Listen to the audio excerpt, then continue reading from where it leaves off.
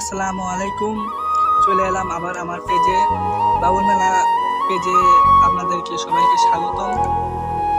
এখানে একটু আমি শহরে এসেছি, শহরে এসে দেখি শহরে কিছুটা আর কি ওভাবে জমি নেই, তো তারা বালুচর আর কি নদীর উপরে আছে, নদীটা পরে দেখাইতেছি।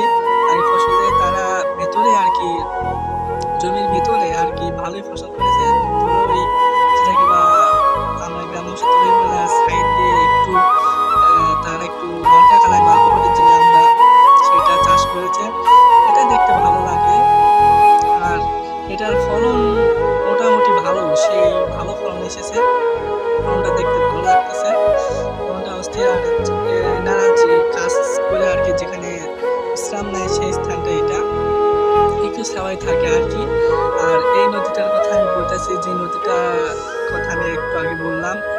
ওকে, তো একটা নৌকা দেখা যায় আর কি নদীর ভিতর চলাচল করতেছে।